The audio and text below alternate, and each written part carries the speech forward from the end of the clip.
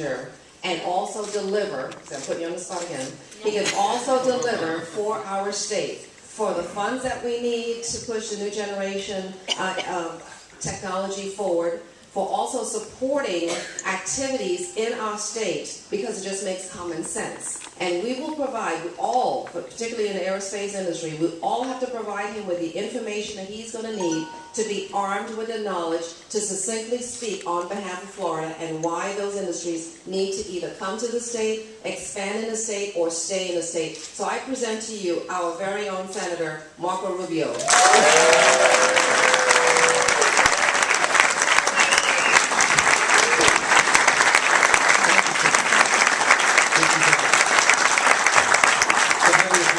This is good, thank you. Sharon, thanks for being here. Congressman West and I were elected in the same wave of 2010, and he's doing a great job on behalf of his constituents in Southeast Florida that we share together. Our chairwoman, Congresswoman Ross Layton, is where I started politics.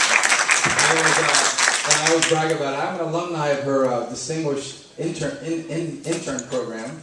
I was an intern for her back in 1991 at the Miami office, and How old I am. You had only been there a year or two, I think, in the conference when I interned in her office. So when we talk about constituent service in our office, I remind people, you have to understand we're going to get compared to her. We have to be at least 50% as good or 80% as good.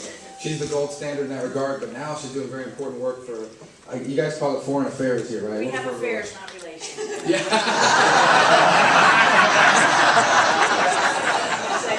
That's right.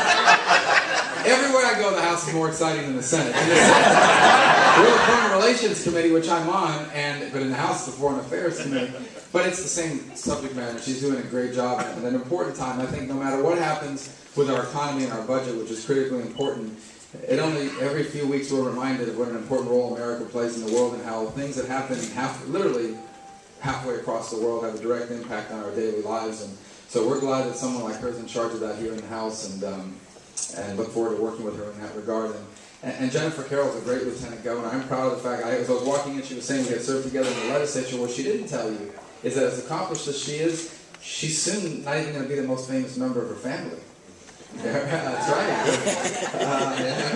Her son is one kickoff return away for the Miami Dolphins from being the most famous Carroll. And she knows every time I talk. In fact, the day he was drafted by the Dolphins, I was on a fundraiser in Puerto Rico. I think I called and said, I think your son just got drafted by the Dolphins. You know, I'm a huge Dolphin fan. And so anyway, so it was great to have her here today. She's doing a great job as Florida's Lieutenant Governor. She was a key member of our...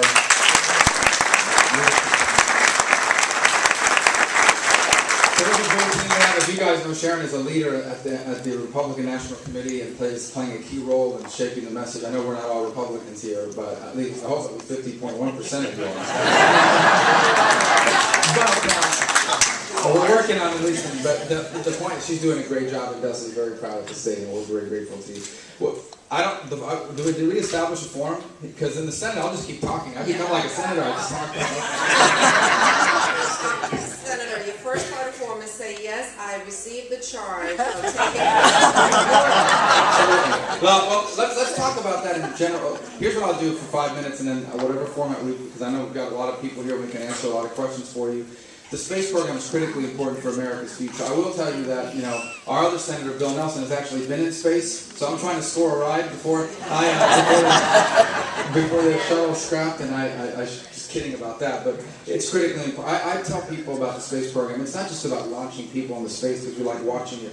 It's a critical component of our national defense. Suffice it to say that we could not have the national defense superiority that we have if we didn't have space superiority. It is unacceptable for the United States to lose space superiority just as a matter of national security. You add to that the benefits of of the space program from a commercial perspective.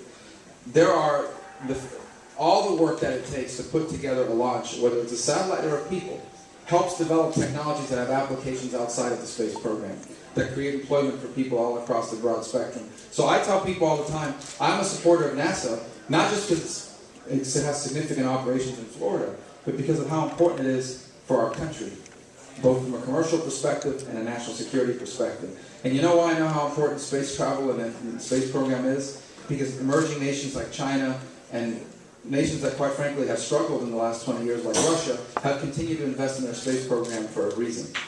There's a reason why they want to catch up to us, and it's because it matters on both of those platforms. So we do want to work in conjunction and make sure that we make that argument. The problem that we're facing, quite frankly, it's an issue of math.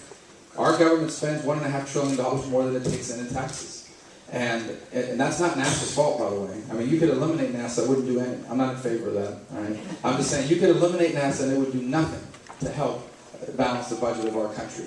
We have to deal with the drivers of our debt in this country. And that means we have to deal with the 65 to 70% of our budget that's driving that, and that's our entitlement programs. And here's why I'm telling you that, and why I say this to everybody that comes with funding requests. The whole focus of cuts up here, and the whole focus up here of making budgetary changes is all focused on 16 to 18% of our budget. But no one wants to talk about the cost drivers. Now let me tell you right up front, well, first of all, we're from Florida, where 1 out of 5 Floridians are recipients of Medicare and Social Security. Not only that, one of those people is my 80-year-old mother. My parents worked very, very hard their whole lives at jobs so that I could have a career. But they never got to save a lot of money. To them, Medicare and Social Security was a critical part of their retirement planning. In fact, it was their retirement planning. So I understand how important Social Security and Medicare are for our seniors. I see it. I don't read about it in some magazine. I see it every single day in the life of my father, who passed away in September, and in the life of my mother now, who is still a recipient of both of those programs. I desperately want Medicare to be unchanged for people that are in the program now. I want there to be no changes for it now or for anyone who's near retirement. I want Medicare to be saved so that it exists when I retire and when my children retire. And I want to make sure we don't do anything that hurts economic growth. But we have to deal with this issue because it is growing at twice the size of our economy. And it will go bankrupt in the next 5 to 12 years.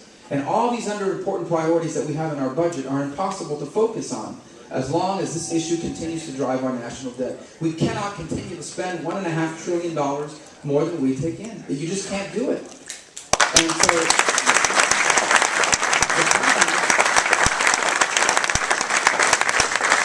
I hate to keep, I know that's what you hear about in the news. I know we keep going back to that topic because it is the topic of the day. If we don't solve the debt problem, none of these other problems are going to matter or can be solved.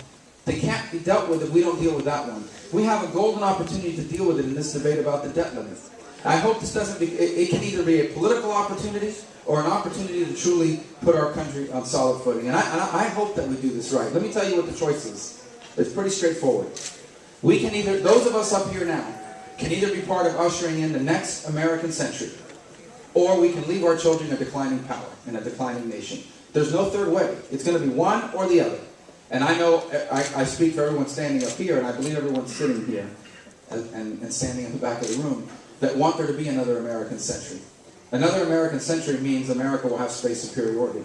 Another American century means we'll still be the strongest, freest country on the earth. And the world is a safer place when America is the strongest and freest country on the earth. Another American century means that people will continue to be able to open up businesses out of their spare bedroom of their homes. I mean, in violation of the zoning code. that workers will be able to become owners. That employees will still be able to become employers. That you'll still be able to go and take your credit card, max it out to open up a business because you have an idea. And the idea works. And then you hire 5 people to help you, and then 10, and then 50, and then 100. And before you know it, small businesses become a mid-sized business. And a mid-sized business gets bought out by a bigger business. That kind of upward economic mobility is still possible because there's nothing wrong with the American people.